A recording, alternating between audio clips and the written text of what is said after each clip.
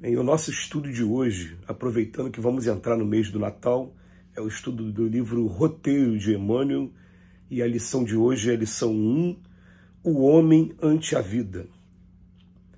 No crepúsculo da civilização em que rumamos para a alvorada de novos milênios, o homem que amadureceu o raciocínio supera as fronteiras da inteligência comum e acorda dentro de si com interrogativas que lhe incendeiam o coração. Quem somos? De onde viemos? Onde está a estação de nossos destinos?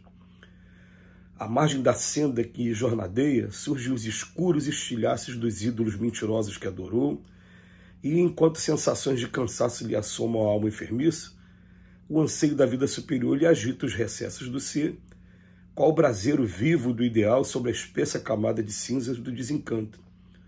Recorre à sabedoria e examina o microcosmo em que sonha. Reconhece a estreiteza do círculo em que respira, observa as dimensões diminutas do lar cósmico em que se desenvolve, descobre que o Sol, sustentáculo de sua apagada residência planetária, tem um volume de 1,3 milhões de vezes maior que o dela, aprende que a Lua, insignificante satélite do seu domicílio, dista de mais de 380 mil quilômetros do mundo em que lhe serve de berço. Os planetas vizinhos evolucionam muito longe no espaço imenso. Dentre eles destaca-se Marte, distante de nós cerca de 56 milhões de quilômetros, à época da sua maior aproximação, e alongando as perquirições além do nosso Sol, analisa outros centros de vida.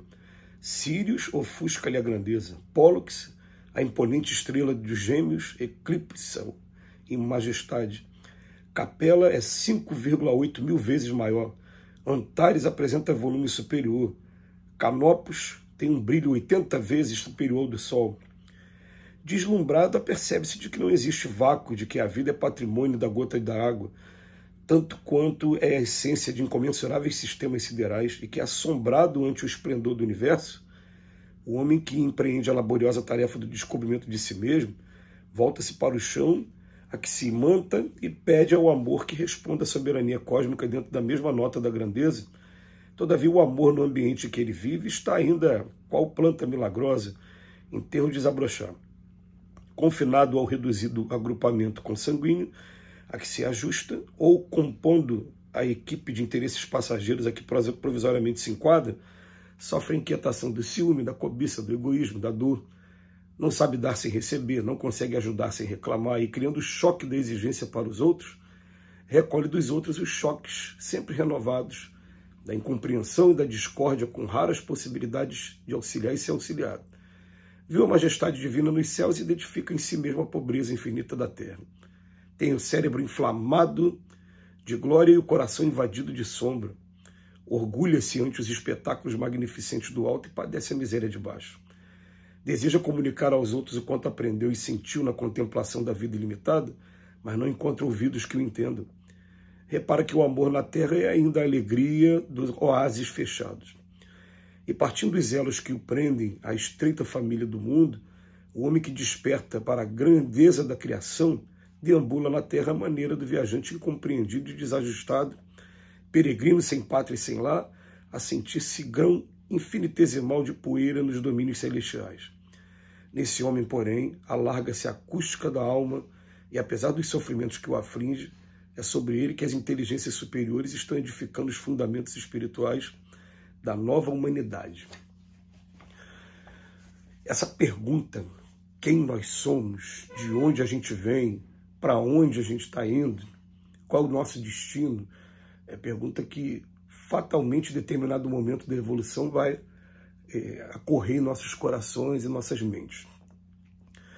E quando você começa a fazer um estudo através da ciência, que é o que foi convidado, né, o homem, a partir do século XIX, a partir do iluminismo, a gente começa a fazer o estudo de astronomia e ter esse encanto todo que o Emmanuel descreveu para a gente algumas décadas atrás. O Emmanuel falando para a gente, se a gente parar para ver o tamanho da Terra, o primeiro tamanho de uma cidade para outra. Hoje, daqui a pouco, a gente vai fazer o encontro do Chico Xavier numa cidadezinha do interior do Rio, chamada São Joaquim, amanhã, no meu caso, e hoje vão pegar a estrada, 5 horas de estrada para chegar lá.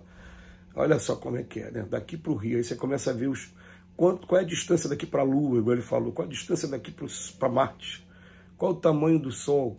E a gente começa a estudar a astronomia e reconhecer que é uma faíscazinha. Esse nosso mundo aqui é como se fosse um grão de areia numa praia daqui do Rio de Janeiro.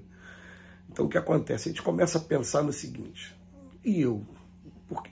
A gente começa a entrar nessa busca para entender a nossa natureza e a gente começa a descobrir que a maioria das pessoas não estão fazendo isso, não estão preocupadas com isso, estão preocupadas apenas em arrumar a maneira de subsistência, de ter o seu emprego, de poder levar alimento para dentro de casa, e ainda não estão preocupados ainda com o próximo. E a gente começa a pensar, meu Deus, qual é a função desse mundo? Aí vem a doutrina espírita dizer para a gente, ó, na verdade, nós somos todos espíritos imortais, espíritos que um dia fomos criados por Deus. Então, em relação à paternidade espiritual, não existe um papai ou uma mamãe espírito como existe aqui na Terra. Não existe isso lá nós fomos criados por Deus. E a gente está sendo matriculado aos poucos em escolas, que a gente chama de mundos, mas são escolas. Qual é a característica dessa escola aqui nossa? Quem está aqui já evoluiu alguma coisa. É só a gente olhar para as nossas indústrias, para a maneira como a gente mora, as nossas casas, a nossa alimentação, e principalmente essa evolução tecnológica que vem acontecendo de tempo para cá, a gente vai ver, nós já evoluímos sim alguma coisa. Não estamos nos primeiros degraus da escala evolutiva, mas ainda estamos muito distantes da perfeição. A característica desse mundo, como diz lá no Evangelho, capítulo 3, do Evangelho segundo o Espiritismo, mundo de expiações e provas, é que o mal ainda sobressai sobre o bem, e nós somos espíritos rebeldes ainda ao Evangelho de Jesus. A gente não consegue praticar ainda. Então o Emmanuel tem um momento aqui no texto que ele até vem falar assim, né?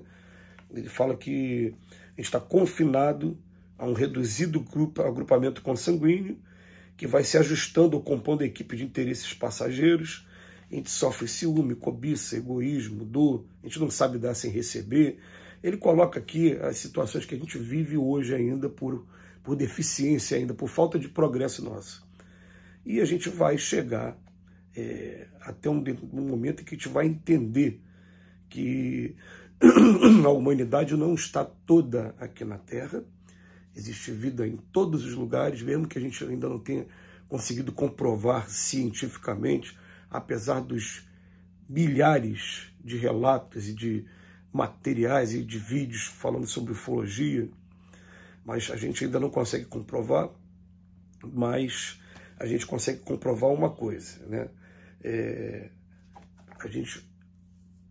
Essa parte da população que está aqui na Terra é uma parte que está ainda no aprendizado do amor, de largar esse egoísmo que a gente ainda traz como processo evolutivo nosso e aprender a amar o próximo como a si mesmo.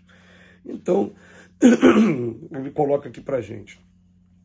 Repara que o amor na Terra é ainda a alegria de oásis fechado. Não é todo mundo que tem.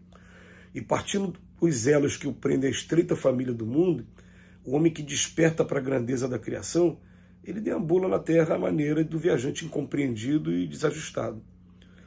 Mas nesse homem, porém, alarga-se a acústica da alma. A gente já está começando a olhar para a vida como ela realmente é. Já começa a olhar para esse corpo aqui, falar, esse corpo aqui está sendo emprestado por Deus, eu tenho que cuidar dele, até porque se eu não cuidar dele, ele traz reflexos para o espírito que eu sou. Mas eu não sou esse corpo aqui.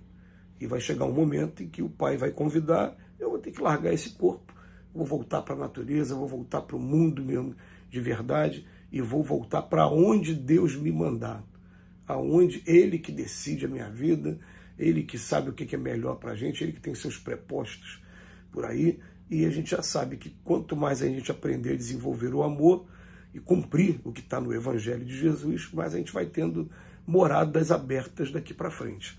E que o descumprimento fecha a porta de acesso, matriculando cada vez mais, renovando o nosso passaporte para estar em mundos de expiações e provas como esse aqui. Então iniciamos hoje um estudo de mais um livro, que Jesus nos abençoe hoje e sempre.